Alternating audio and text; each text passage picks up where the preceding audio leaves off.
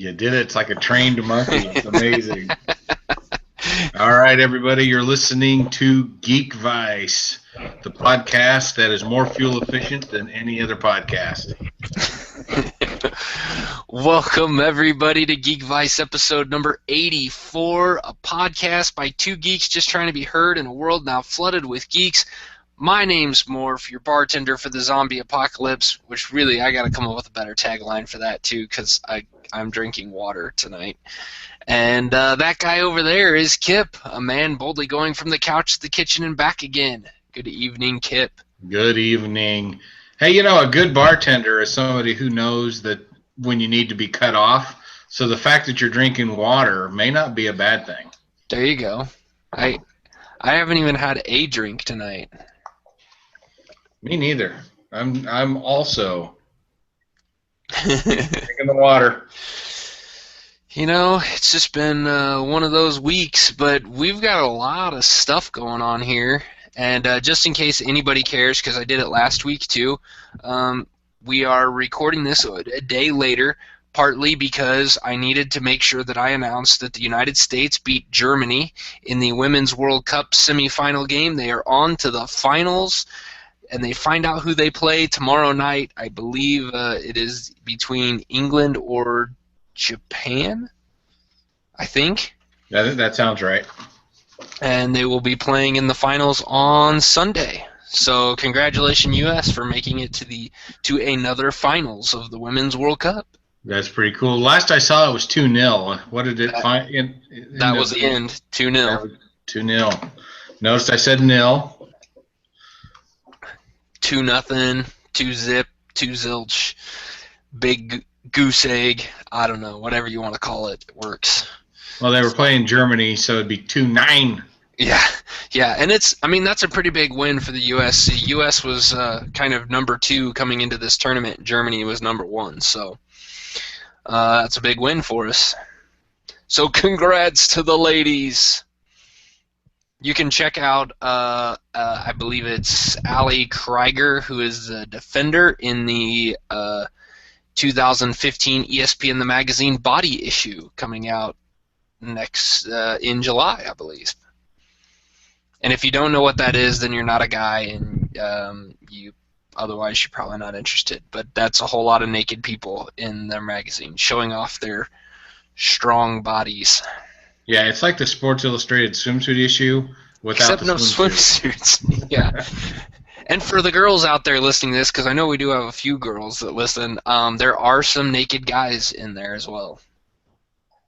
But I don't know. Everything is hidden. Yeah. It's all artistic. It's artistic naked. It's tasteful. But it's, okay, so since we started with tasteful, then we should probably go with something that is a little less tasteful. It's I know you've watched this movie, and I just finished it last night, and that is Bad Words. Bad Words, which, I really should have been smarter and had this already pulled up, but Bad Words is a movie about, I guess, the spelling bee? Yeah, it's kind of a revenge movie. Yeah, it stars Jason Bateman. It's directed by Jason Bateman as well. And this wasn't it written by him as well? No, writer is Andrew Dodge. Dang, that ruined it. If it would have been written by him, that would have been awesome. Yeah, but you could tell by him being the director and then watching this movie that he had a big hand in how this was handled. This movie is definitely not for kids. This is, I kind of actually, at first I thought I was watching like a sports movie, your stereotypical sports movie about someone who was wronged and he's getting payback. And reality, this is not that at all. No. But I'll go with the general premise to this. I'm going to try not to give away any of the spoilers because the twist that you get in this movie is actually really good. But it's about Jason Bateman's character, whose name is Guy Tribley. Trilby. Yeah. Trilby. And he is 40 years old, never graduated 8th grade. And so since he never graduated 8th grade, he enters the spelling bee.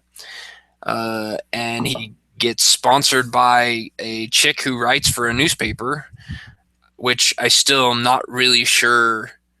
That was probably the weakest part of this movie because I have no idea why she was there or really what she got out of it. But she didn't really need to be there, so it was okay. She had some comic relief moments. Yeah, and it's played by Catherine Hahn, which every time I've seen her in something, I've liked her. Yeah. She's just one of those people you're like, oh, yeah, I know who that is. I have no idea what her name is. Catherine Hahn, that's her name. She does really good, but I just don't know what her character was really there for.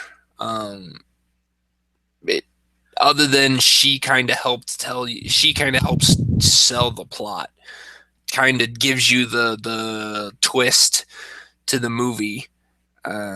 If you hadn't already figured it out by that point, which I had figured out part of it, just not the specific who. And but this movie it's rated R, but it is rated R solely for the language. It's just a spelling bee, so it's really a lot of talking. It's a lot of words. I thought it was kind of fun the way they did the spelling bees. I didn't really like how Jason Bateman's character, I didn't have a problem with the way he talked to people, but I did kind of have a problem with the way he kind of cheated to knock some people out of the spelling bee. Yeah. I mean, it was funny, but I'm just like, you know what? It kind of takes away from what he was trying to do, but that was before I knew what he was actually trying to do. So, it's an interesting movie. It's a different take on things. It's worth watching if you don't have a problem with language. But if you have any problems with foul language, do not watch this movie. Yeah, because you see the trailer of the movie and you think, this is just going to be one long dick and fart joke. That's kind of what I expected. I expected a lot of, bad words and just this guy insulting people at the drop of a hat. Right. Yes, he did insult a lot of people, and it was funny as hell, but there's a lot more to this movie than I realized until I watched it, and it's like, wow, I really liked this movie. Yeah. Yeah, I agree with that. I agree with that completely. And it was really good. I did enjoy it. It's definitely different though. Just watching the trailer did not give you enough information on what it was you're actually watching. So yeah. But I will say Jason Bateman, obviously, very good actor, did a great job. But the other kid in it, Rohan Chand, who plays Chaitanya Chopra. You just watched this. You should know how to pronounce that. No. No. Oh yeah, that little kid was adorable. Holy cow, he stole the movie in my opinion. He did. He was awesome. You were remember that name, Rohan Chand. Remember him because he will be doing more stuff soon. I am very sure because he did an incredible job in this movie. He was hilarious. He was adorable when he needed to be. So yeah, really good. A lot of fun. Yeah. I'm glad you took time to watch that movie. It was just surprisingly good. Yeah. And believe it or not, that was a movie that was on my list. I had already had it. And so I was able to watch that. Sweet. I marked a movie off my list. Wow. You probably added 3 more while you were watching that movie, but well, what the hell? I tend to add 3 while we do these podcasts. So Let's see, what else do we got there? Well, why don't you tell us a little bit about your gaming session? What gaming session? I don't Well, even know what you're talking about. well, you got this Lego Jurassic World thing on here. Oh, yeah, that. Um, yeah, we picked up Lego Jurassic World, and I expected it to be Lego Jurassic World, but popped in the disc, and you can choose to play Jurassic Park or Jurassic World, which is pretty nice. Really?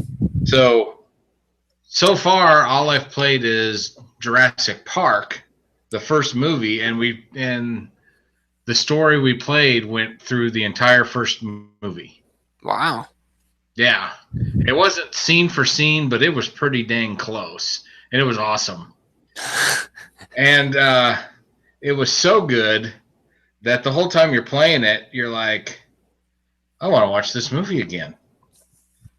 It's just, the scene in the first movie where they're in the little Ford Explorers, they're on the rail, Yeah. and they shut down the power, and the T-Rex gets out and pushes that was one of the most intense scenes I've ever experienced in a movie. I mean, every time I watch that, I can feel the muscles in my back and everything tighten up. So when we're playing that scene in the Lego game, granted you're not tense, it's not all that, scary, but it's like, man, I want to watch that scene again sometime.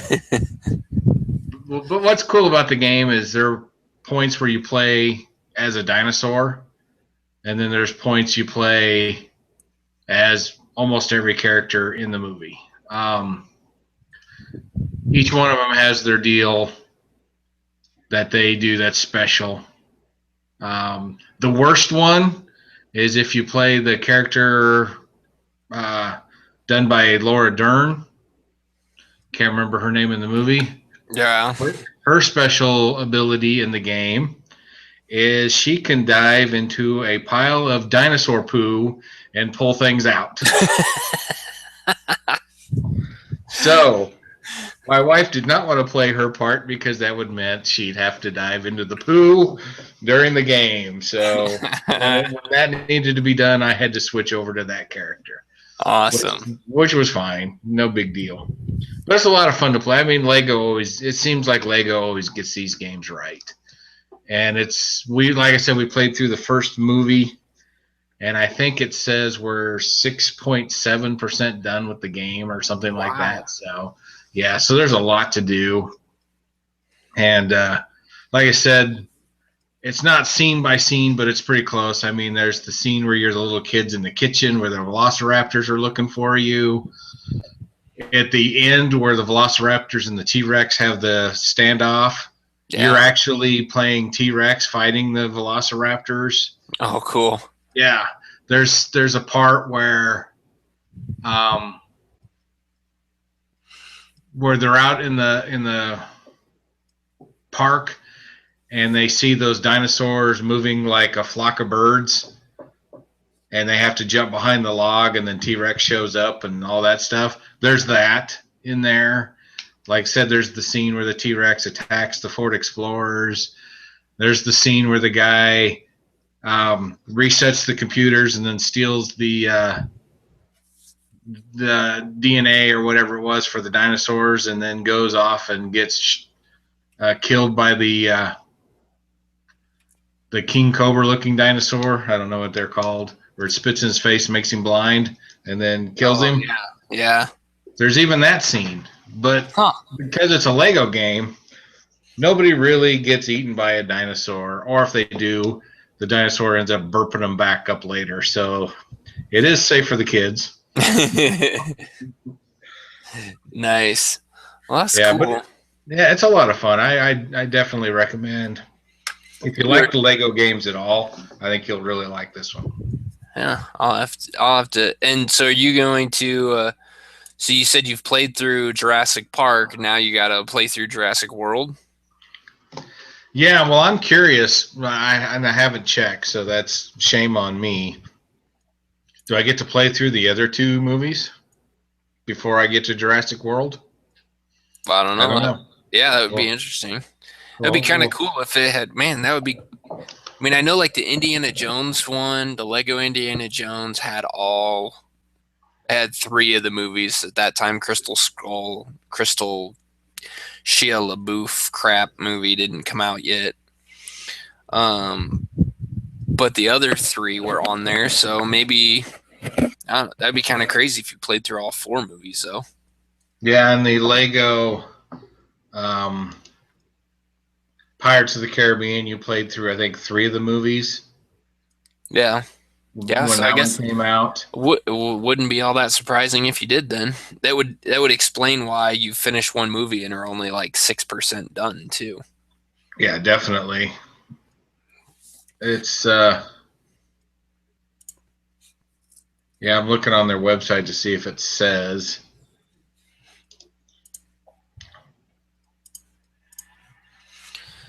Well, I don't want to watch the trailer. So. But yeah, it's been a heck of a lot of fun, and you know, I look forward to playing as Chris Pratt. Yeah, seeing if what I can do there. So yeah, it's a good game. I think, you know, if you have child gamers, you'd be fine letting them play this game. Cool. It's not scary at all. It's not gory or anything like that because it's a Lego game. Right. It's a lot of fun. Well, that's good. That's good that you had a good experience with the game there. We had a little mixed bag with games over the weekend here, over the weekend and last week, because I was actually debating on purchasing a game and then decided, you know what? I can't buy that anymore. And that is Batman Arkham Knight. I am a huge fan of the other Batman games. I have Arkham Asylum and Arkham City. I didn't get Arkham Origin. That one just didn't seem to fit with. It didn't fit in the timing of what I needed.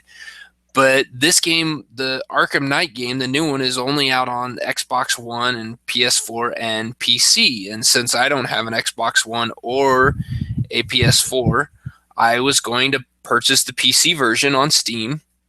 And, you know, I was willing to pay the $60. I don't do it very often. So I'm like, you know what? I could do that. I've got a wired Xbox controller that I plug into my laptop and play games on anyway. I'm like, I could do this. It'll be all right. My computer handles it. I'm ready to pull the trigger, and then I start reading the reviews. And it's bad review after bad review after bad review. The PC version's broken. There's too many bugs. There's glitches that causes the game to completely freeze, so it's unplayable at times. And then I start reading that Steam is giving refunds for this game.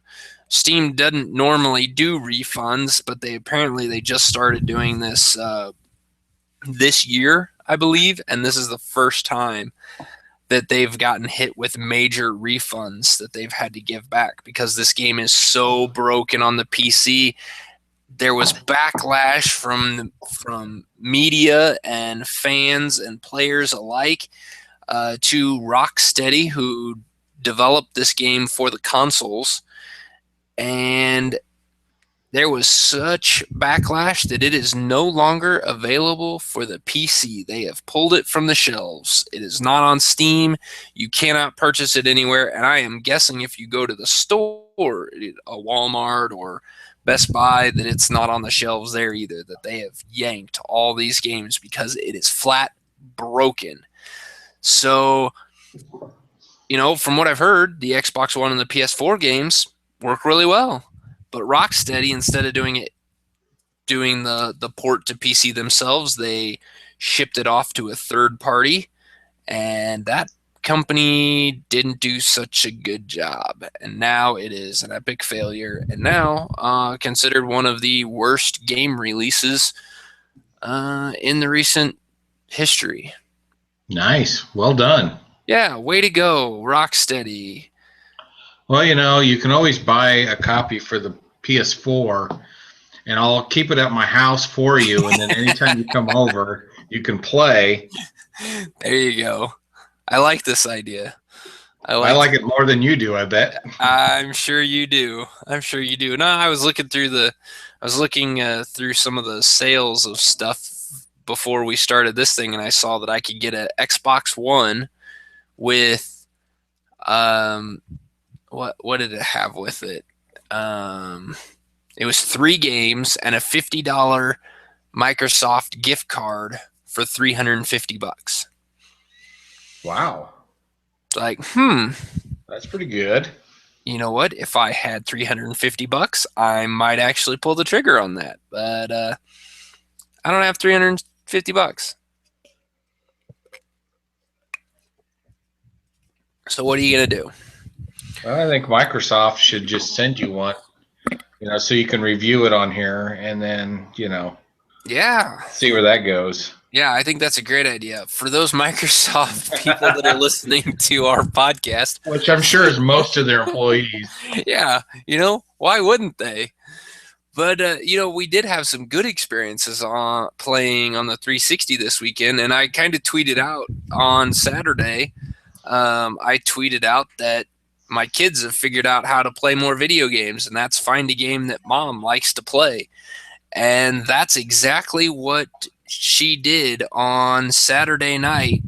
We were out with the neighbors and having a good time, and we came inside about 9:30, and usually on the weekends we try to get the kids in bed about that time so that otherwise they still get up at 6 o'clock in the morning no matter what time they go to bed. So I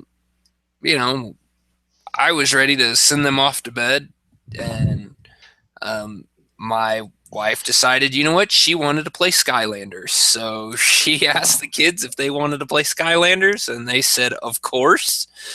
So she sat down here and played for about half an hour, 45 minutes before I'm like, okay, now it's time to go to bed. And so it's bad when you're the voice of reason. Exactly. I think it was just disappointing because I wasn't getting to play.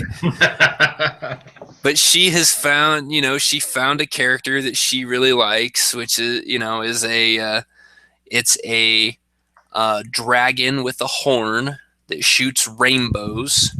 So it kind of looks like a unicorn dragon that shoots rainbows. As they're wont to do. Yeah, that's kind of expected, right? She has a blast with it. She had a lot of fun. She even made the comment that, she let the kids stay up later just so she could play. So, I think that's great. And I'm hoping that I'm corrupting her enough that we're going to be able to find some more kid games that she'll enjoy. Maybe I'll get her into some other games too. Well, there is Lego Jurassic World, so... Yeah, I'll have to try that one out next. So there you go. That's I think that covers about all of our game topics. So now we're on to the big time stuff, the TV and movies. Why don't you start us off there, Kip? You got a lot of stuff on your list. I do have a lot of stuff on my list because I don't have a life, so I never leave the house. So I have plenty of time. One of the things we got into this weekend was watching Jim Gaffigan stand up. So we ended up getting like 2 of his stand-ups on DVD and watching those. The man is maybe the funniest person alive right now. He is freaking hilarious. So if you don't watch Jim Gaffigan, you need to give it a shot. I think he has 2 of his specials on Netflix, so even Morph could watch. Yeah. Oh, yeah. He is hilarious. I like watching Jim Gaffigan. I usually pick him up on, before every once in a while you could get his unedited stand-up on like Sci-Fi, like late at night. 11, 12 o'clock at night, they'll run those where they don't bleep out and edit out all the cuss words. So I enjoy watching his stuff too. He is one funny dude. He is, and what's funny about him is I think 90% of his stand-up routine is food. Yeah. talking about food. And who knew Kale was so damn funny, but he makes even Kale hilarious. So I think the one we watched was called Obsessed, and the other one was called King Baby. Both of them are freaking hilarious. Well, you'll be happy to know that he does have a TV series that he's filming, the Jim Gaffigan Show. Yeah, I saw commercials for that. I'm curious about it. It starts Wednesday, July 15th. Yeah.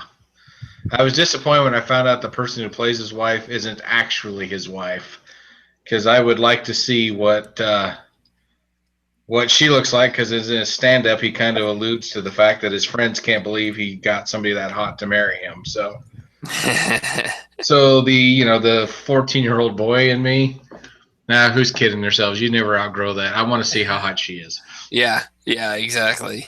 Exactly. And speaking of super hot women, have you seen Killjoys on the Sci-Fi Network? I have not. It's not to belittle the poor woman because she's doing a very good job, so I'll just say that right off the bat. But holy cow, she is gorgeous. We're talking about Hannah. Plus, she has a British accent, which does not hurt. Yeah. What is this thing about? It is basically bounty hunters in outer space. Okay. That's the best way to put it. It's two. Well, now it starts off with two people. I guess you'd call her like the captain of the ship. She goes by Dutch.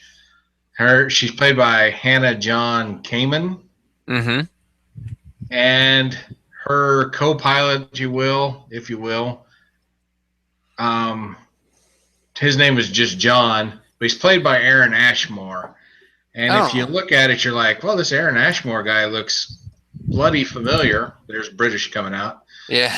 It's because his twin brother is in the X-Men movies. Oh, okay. Yeah. That's what, I remember the Ashmore name sounded familiar. Okay. Yeah, so his name is Aaron. I think his brother, is it Derek or something like that? No. Sean Ashmore. Sean, yeah. Yeah, that's it. So yeah, the whole time I'm like, hey, I know I've seen that guy's in the X-Men. And then I looked it up, I was like, no, he's not in the X-Men, but I swore he was, and then I realized reading his bio, his twin brother was in the X-Men movie, so. Well, and just so nobody yells and screams, he does have Aaron Ashmore does have some geek cred. He was in Smallville playing Jimmy Olsen. Yes. So. Which I didn't watch, so. I didn't either. Because I'm an adult. And well, not really. I play one on TV. But I'm enjoying Killjoys. And we also picked up watching their other movie that Sci-Fi just released called Dark Matter. Yeah. And Dark Matter is these people wake up from cryogenic sleep, and they're on a spaceship, and their memory of who they are has been wiped out. So they know things like how to do their job, but they don't know what their name is. They don't know anything about themselves. And they're just trying to piece everything together. So how hard is it to keep track of them when their names are 1, 2, 3, 4, 5, and 6? So far, it's been pretty easy because I couldn't tell you which one is which. Oh. But they're always on screen, so you never lose track of who's who. I gotcha. And then they have this android, female android. I guess you could say she's female. Yeah.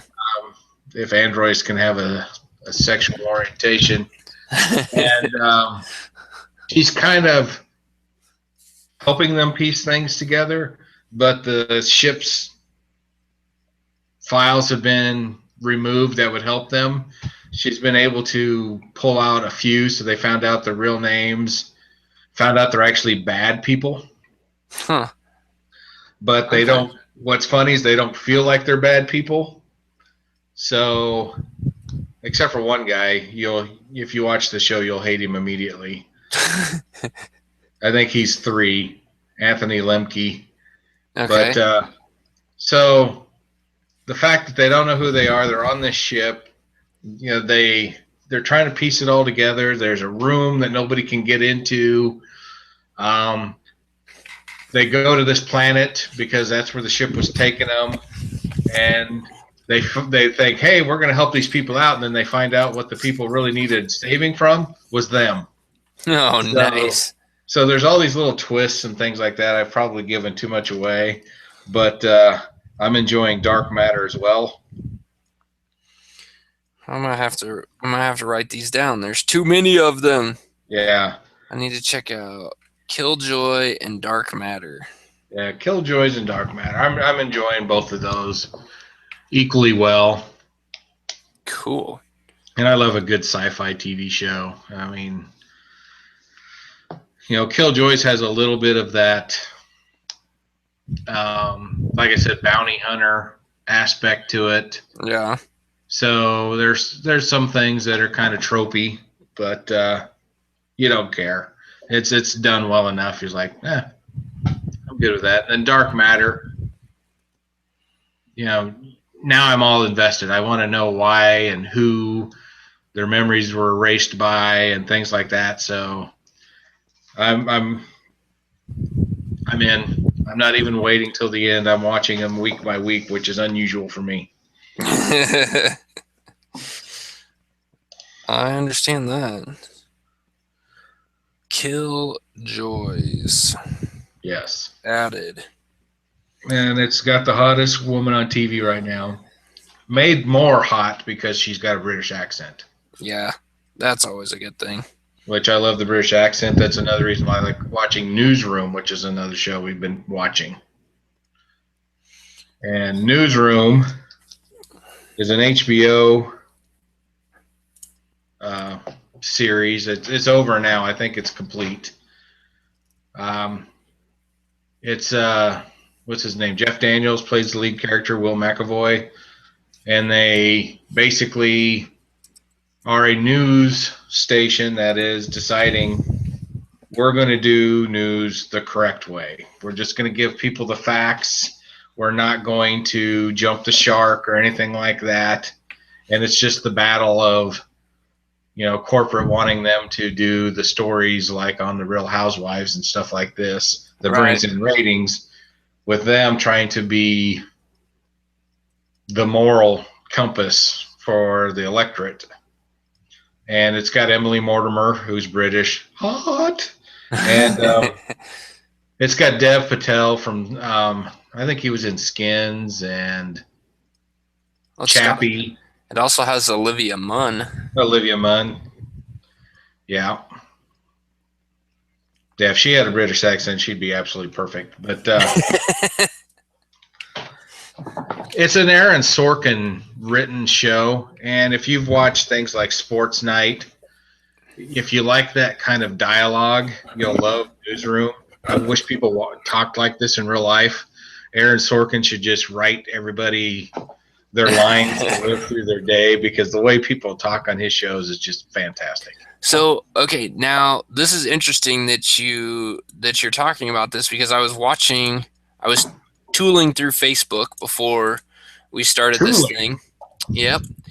And saw a video that was on there that had Jeff Daniels like sitting up on, it was almost like a debate, like a political debate, where he goes on, people, like some person out in the crowd asks, you know, why is the United States great, or why is it the greatest country?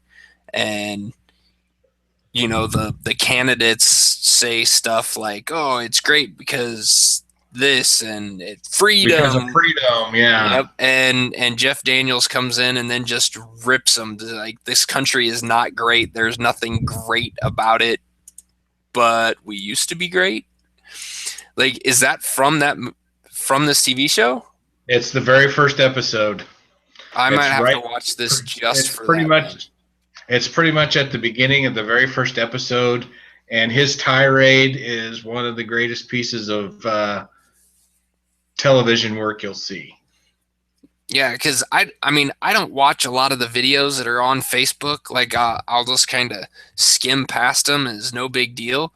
But this one, like, they had the captions, like the closed captioning running across the bottom. So I was just kind of like reading it instead of listening to it. And I'm like, holy shit, I need to actually stop this and go back and listen to this thing. And so I listened to it right before this thing. I'm like, that is an awesome speech. And I wanted to know what it was from. So this is kind of awesome that it was from Newsroom. I'm going to have to check Yeah. that out now. Yeah, and Damn it. See, I mark one thing off my list and now I've added three more things. Screw you. you're welcome. It's a public service, and you are welcome. But yeah, we got, I think, season 1 on DVD, and it's heady. Yeah. The dialogue is such that you do have to pay attention, like you found out just trying to watch that one scene on YouTube. Right. But in my opinion, it's phenomenal. It's just one of those shows that you get a visceral reaction watching that show, which is nice. When it looks like they've got 3 seasons in the bag. But I don't see anything about a 4th season yet. So No, I think it's complete. I think that's all they all did. done. Yeah. Cool. There you go. 3 seasons, so it's perfect. You can go binge watch it now. And it's HBO, so if you're hoping to see nudity and all that stuff, you're not gonna see it. See, I should do a nudity report for movies and TV. Yeah, there you go. But yeah, there's cursing and things like that. But it doesn't need to show the naked form or sex scenes to get people to watch, which I think is because the newscast is supposed to be this moral high ground. I guess they figured they better stay up with it too in creating the show, which I'm good with because it does make you think, and it really makes you think because you're just trying to decide. They're using actual news stories. First episode, they deal with the BP Deep Sea Horizons oil spill in the Gulf. Right. So they deal with real stuff like that, but then they dig up stuff that I don't remember. It's like, I wonder if they made this up for the show or if this is a real deal. So it makes you think in that aspect as well, which is good for you guys. Well, it's good for me anyway, because I was like, oh, I got to look this up now.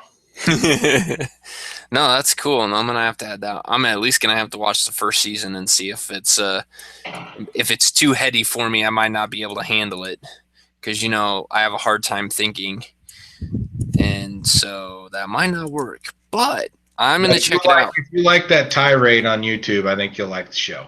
Yeah, then I'm gonna have to check it out. So we've got a lot. We've got a few other topics here. Some of these are TV shows, some of these are movies, but I'm going to start with a movie here. And this one is the X-Men Apocalypse movie. IGN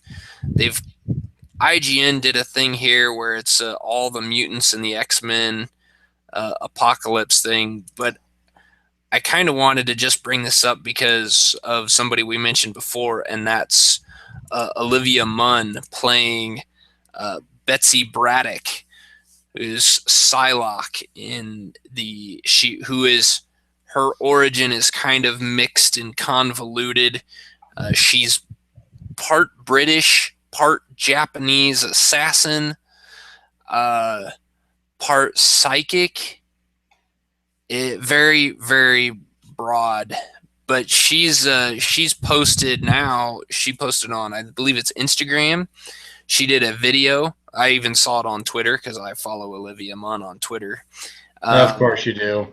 And she is of her practicing her sword fighting.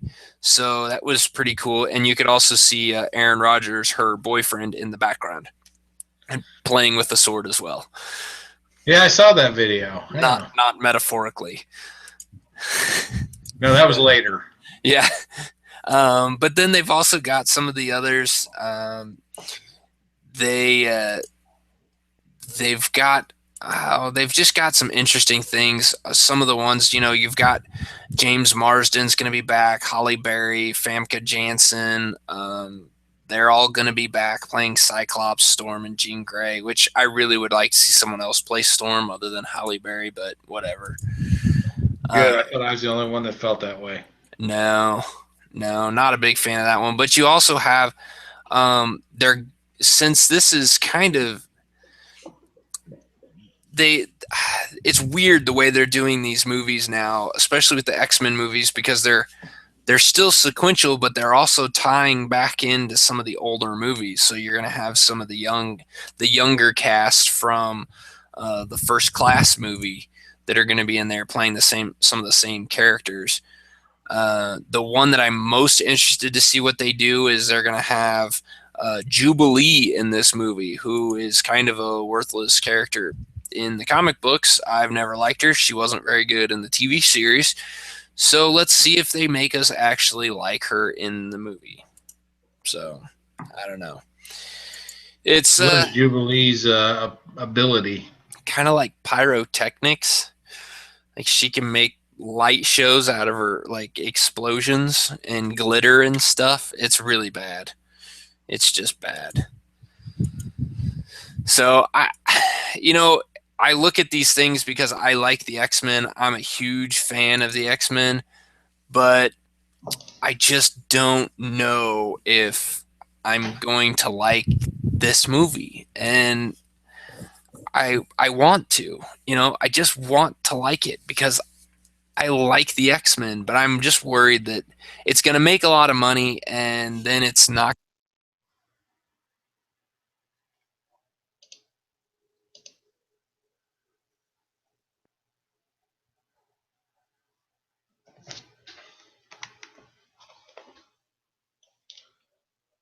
Uh-oh, lost his voice. Can you hear me now? There you are. You disappeared for a bit. I hit the mute button. So I mean, I it don't makes know. it tough for us to hear you, bud. I just want to bring Yeah. that up.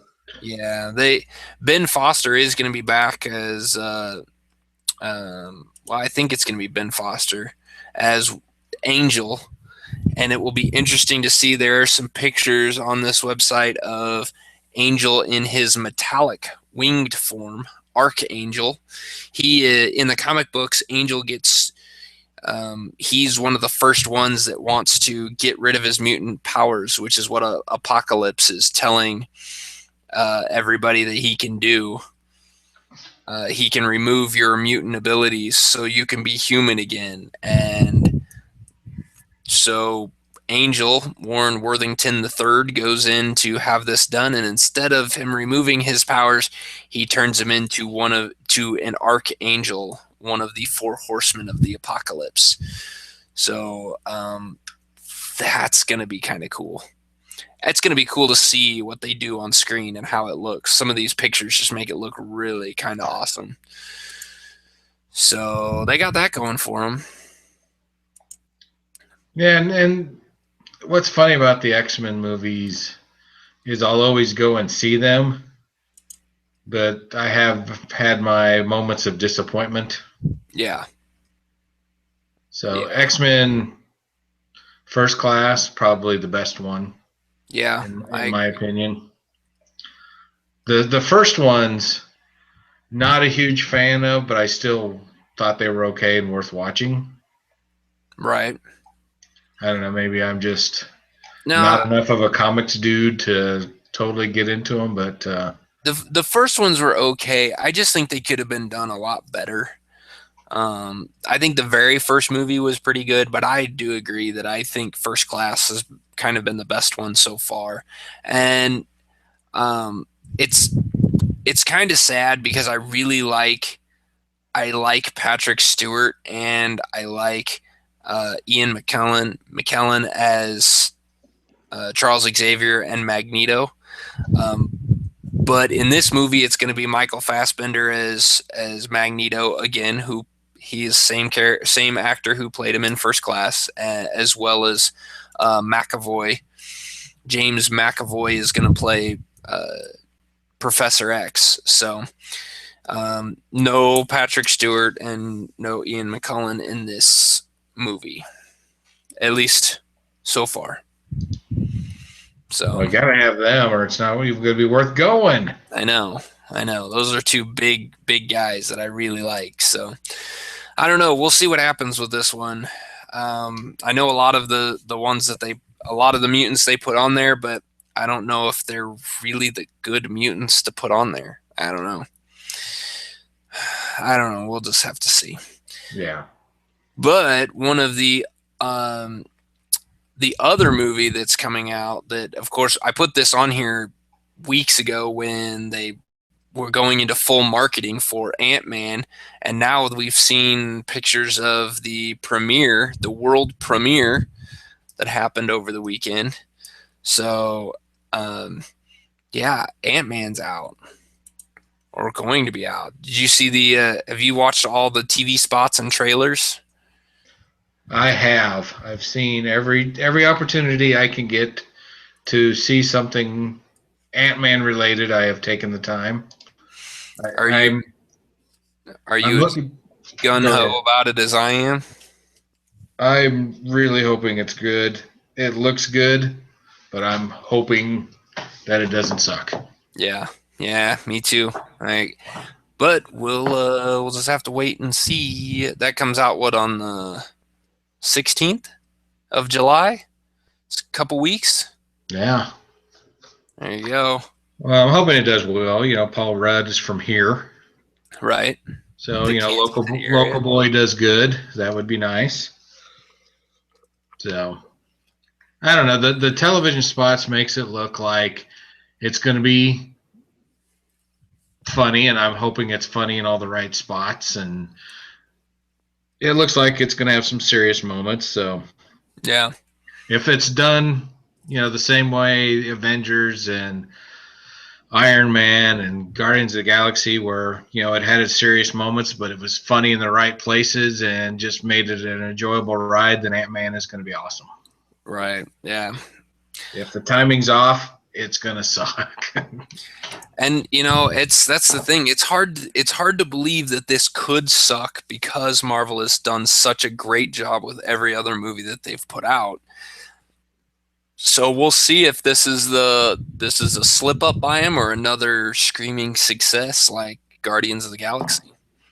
Yeah, and I'm rooting for the success. Yeah, me too.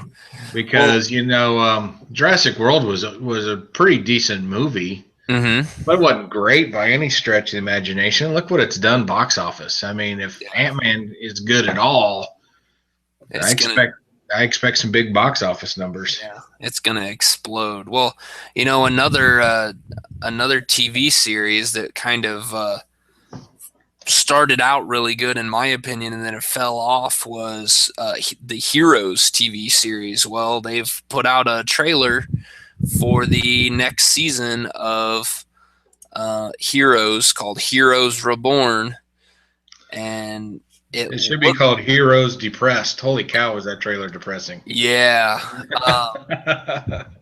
Man, that is interesting. I am curious to see what they do. Supposedly, I guess this is taking place.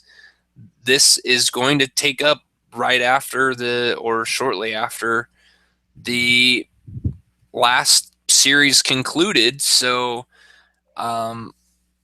man, yeah, it's the trailer. If you haven't seen it, it's short. It's just a short 41-second trailer, teaser trailer, whatever you want to call it. But basically just asking where are the heroes and showing lots of crime and lots of bad things happening and where are the people that are supposed to be saving us. So it's interesting. It's this fall, September 24th on NBC. Heroes Reborn comes back. Did you watch the first one? I watched the first season and I enjoyed it. Yeah. And then we picked up the second season, started watching it and didn't finish. Something was missing. Yeah. The writers. Yeah, that could have been it. It's like, wow, the pieces are there, but I'm not liking this, and just stopped watching. Yeah. Yeah. I watched through, I want to say it went 3 seasons, and I watched all of them. And um, I don't know that I could say I'm better off for watching all of them. Oh, 4 seasons, excuse me. Went 4 seasons. Yeah, it just got to the point where it was just bad. It just got real bad. And, you know, I don't know. The first season was really good. The second season hit right in the middle of the writer's strike back in 2007. And I think that hurt the TV series. And I don't think it was ever able to really recover from it.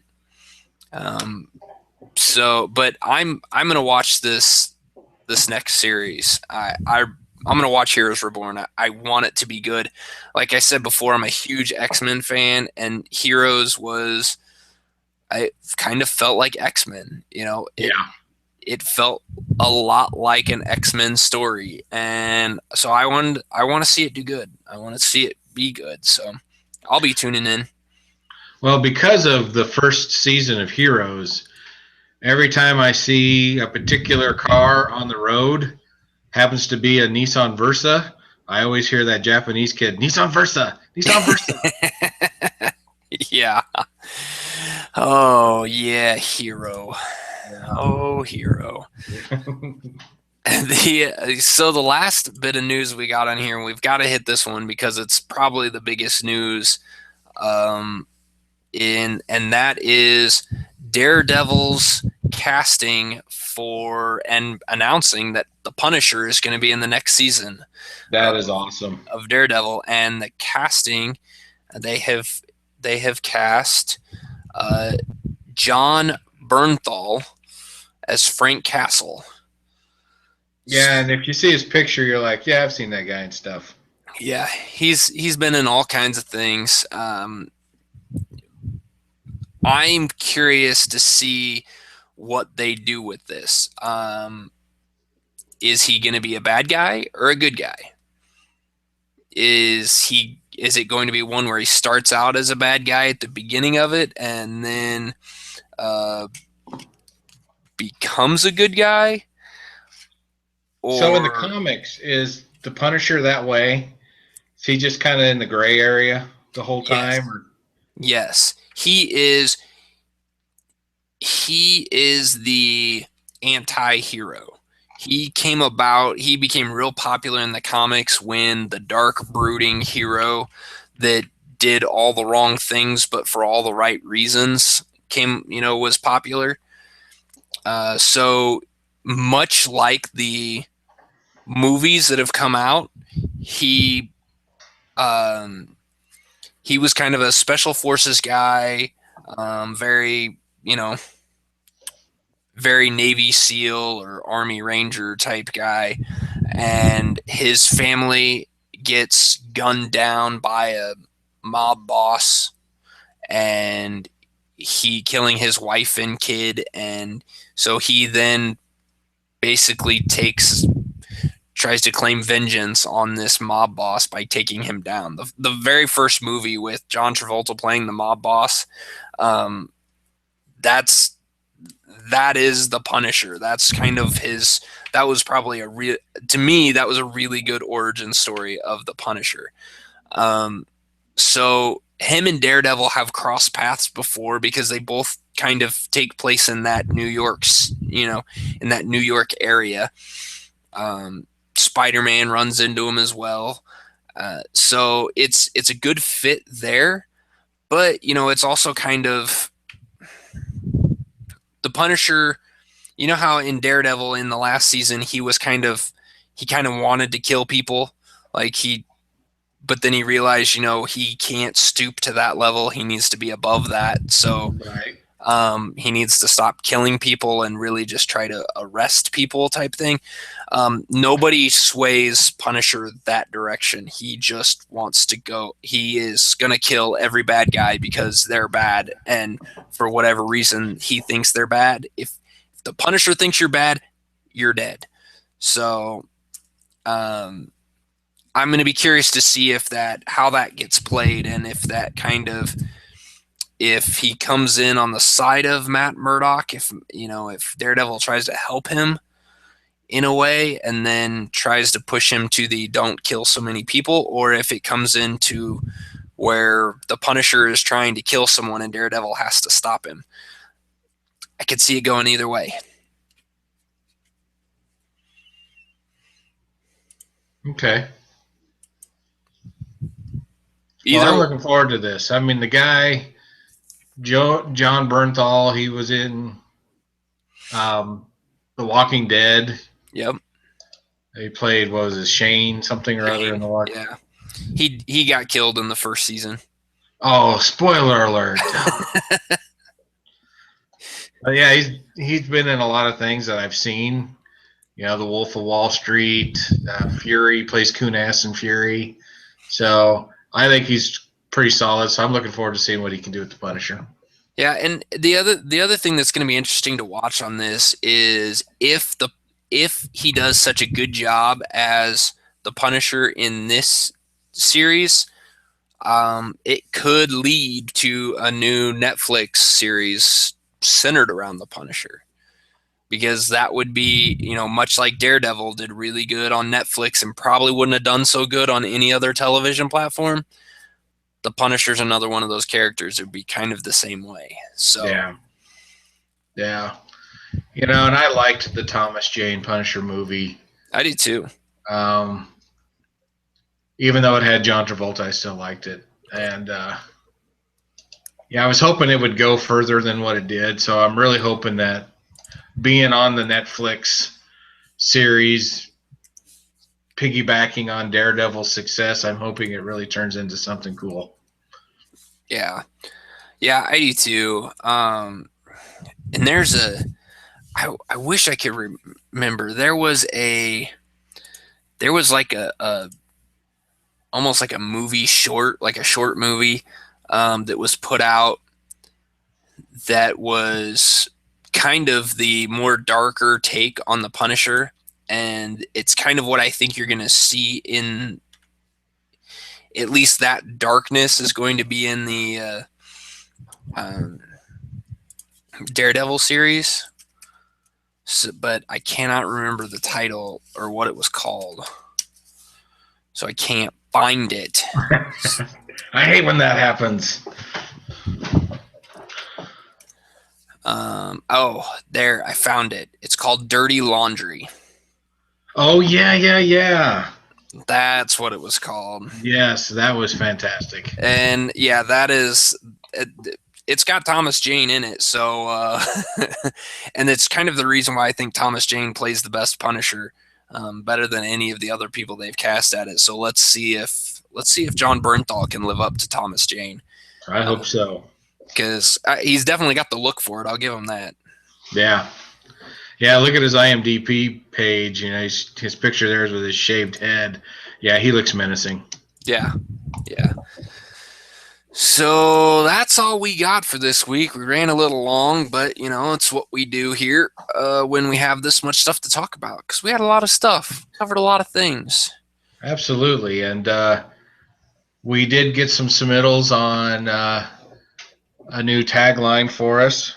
I think Morph and I have chosen what we like, so we'll get something changed on our page. Watch out for it. That we have. So, and we will, if you guys got any other ideas on other things we could do, little things that you want to see added or comments you've got or tweaks you want to see to this show, topics you want us to cover, that kind of stuff, you email us at geekvice@gmail.com. Feel free anytime. Send us a message there. You can also reach out to us on Facebook or Twitter. Kip is on Twitter at Kip Killigan. I'm on Twitter at GeekVice. Facebook, just search for GeekVice. You can also check out our blog at geekvice.blogspot.com. And yeah, thanks everybody for listening. Oh yeah, go check out the podcast on iTunes, Stitcher Radio, Libsyn. You can also find us on YouTube if you like watching this video. I don't know why you would, because it's kind of pathetic, but yeah, sorry. This is what I look like. Sorry. But if you want to watch us, you can go subscribe to our YouTube channel. But other than that, anywhere you can find a podcast, you can find us. And if there's a place that you can't find us, that you like downloading your podcast from, let us know at geekvice@gmail.com, and we will get our episodes up there for you. Anything else, Mr. Kip? Nope, I am fresh out. All right, everybody. We will see you next week. Laters.